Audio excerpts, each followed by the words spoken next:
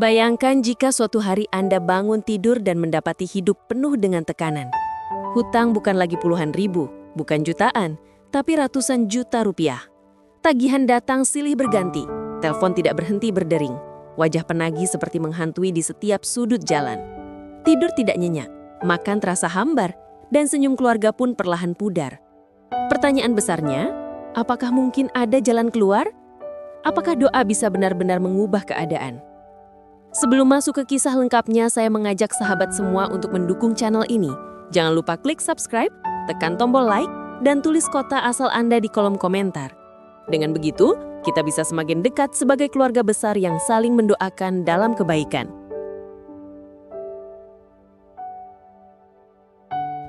Di sebuah kota kecil di Jawa Timur, hiduplah seorang pria bernama Pak Rudi. Ia bukan orang kaya raya, tapi kehidupannya cukup. Ia punya toko kelontong yang lumayan ramai, dan dengan itu ia bisa menghidupi istri serta 2 anaknya. Tetangganya mengenalnya sebagai orang ramah, suka menolong, dan tidak pelit berbagi. Namun di balik senyumannya, Pak Rudi menyimpan mimpi. Ia ingin tokonya lebih besar, ingin anak-anaknya punya masa depan cerah, ingin keluarganya terbebas dari kesulitan. Demi mimpi itu, ia berani mengambil pinjaman modal dalam jumlah besar. Awalnya ia yakin dagangannya akan semakin maju, tetapi takdir berkata lain. Pasar tiba-tiba sepi, pesaing baru bermunculan, dan harga barang naik. Dagangannya banyak menumpuk, uang justru habis untuk biaya operasional, sementara hutang terus berbunga. Hari berganti hari, tekanan semakin berat. Telepon dari penagih membuatnya ketakutan. Jika ada orang asing datang ke tokonya, ia langsung waspada. Jangan-jangan debt collector. Malam-malamnya dilalui dengan gelisah. Bahkan tidur pun hanya sebentar, sering terbangun oleh mimpi buruk. Keharmonisan keluarga perlahan goyah. Istrinya, Bu Rina, sering meneteskan air mata diam-diam. Anaknya yang masih kecil bertanya polos, "Ayah, kenapa ayah murung terus? Kenapa tidak tersenyum lagi?" Pertanyaan sederhana itu terasa seperti pisau yang menusuk hati. Pak Rudi merasa seperti hidup dalam kegelapan. Hutang itu bukan sekadar angka, melainkan beban berat yang merampas kebahagiaan. Dalam keputusasaan, seorang sahabat lama menyarankan agar Pak Rudi menemui seorang ulama sepuh bernama Kiai Abdul Karim. Kiai ini tinggal di sebuah pesantren kecil di pinggiran kota. Pesantrennya sederhana, jauh dari kemewahan, dengan dinding kayu dan atap genteng tua. Tapi namanya harum, karena dikenal sebagai sosok penuh ketulusan. Banyak orang mengatakan bahwa doa beliau sering membawa ketenangan. Dengan hati gundah, Pak Rudi akhirnya memberanikan diri datang. Ia berjalan melewati jalan tanah berdebu, melintasi sawah, hingga sampai ke halaman pesantren yang rindang. Sesampainya di sana, ia melihat para santri sedang membaca kitab kuning dengan suara lirih. Suasana tenang, jauh dari hiruk-pikuk kota. Saat bertemu dengan Kiai Abdul Karim, air matanya langsung pecah. Ia tak bisa menahan beban yang selama ini dipendam. Dengan suara bergetar, ia bercerita, "Kiai, saya punya hutang ratusan juta. Saya sudah berusaha mati-matian, tapi tidak ada jalan keluar. Setiap hari saya dihantui rasa takut. Keluarga saya ikut menderita. Tolong, apa yang harus saya lakukan?" Kiai Abdul Karim menatapnya dengan lembut. Wajah beliau dipenuhi keriput tanda usia, tapi sorot matanya begitu teduh, seakan bisa menenangkan badai. Dengan suara pelan tapi penuh keyakinan, beliau berkata, "Anakku, hutangmu memang berat, tapi lebih berat lagi kalau hatimu tidak tenang. Allah tidak pernah menutup pintu bagi orang yang mau berserah diri. Jangan mengejar dunia dengan panik. Kejarlah ridha Allah dengan sabar. Dunia akan ikut jika hatimu ikhlas." Pak Rudi terdiam. Kata-kata itu sederhana, tapi seakan mengguncangkan jiwanya. Kiai Abdul Karim lalu memberi nasihat.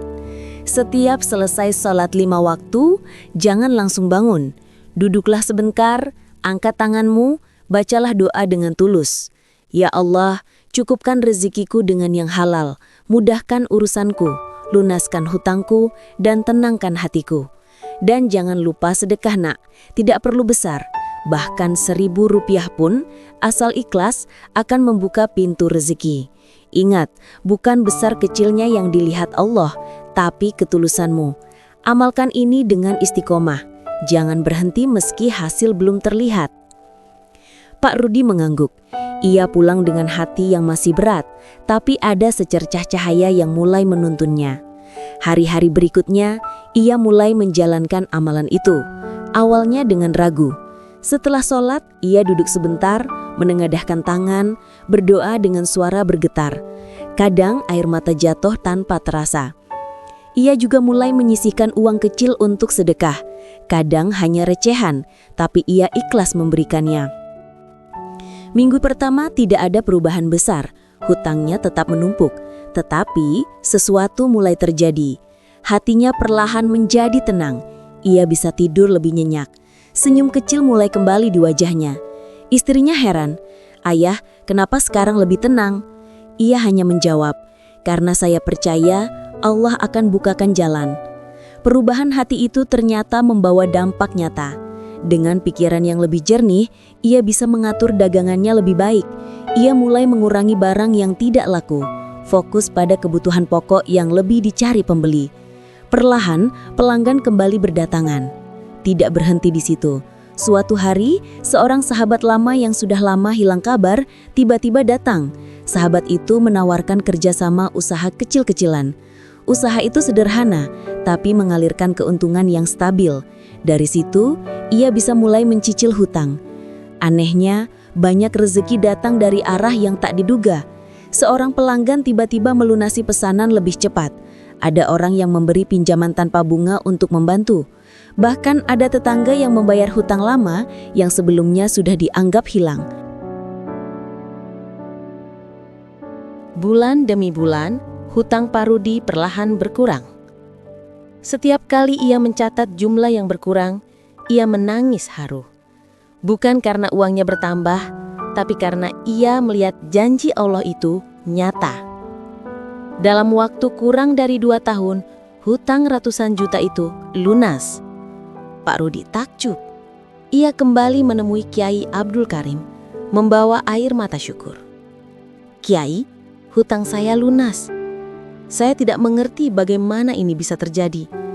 Saya hanya melakukan doa dan sedekah kecil seperti yang Kiai ajarkan." Kiai Abdul Karim tersenyum teduh. "Nak, yang melunasi hutangmu bukan saya, itu Allah. Doa hanyalah jalan untuk menguatkan hatimu. Ketika hatimu tenang, pikiranmu jernih. Dan ketika pikiran jernih, rezeki bisa kau kelola dengan baik. Jangan pernah lupakan itu." Pak Rudi tersungkur menangis, kali ini bukan karena tertekan, tapi karena rasa syukur yang dalam. Ia akhirnya mengerti, doa bukan sulap, doa adalah kekuatan hati yang menyambungkan manusia dengan Tuhannya.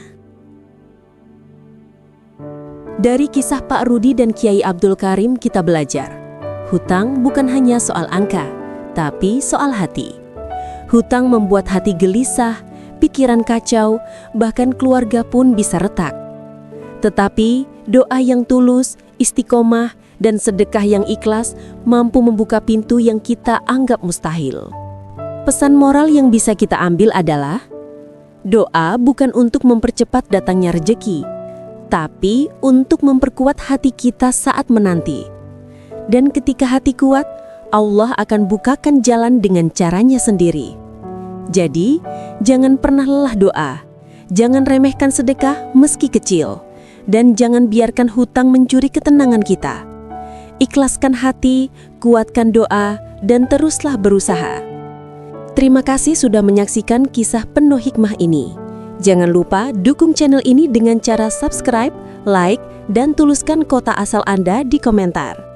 Semoga kita semua diberi ketenangan hati, kelapangan rejeki, dan dijauhkan dari beban hutang. Sampai jumpa di video berikutnya. Wassalamualaikum warahmatullahi wabarakatuh.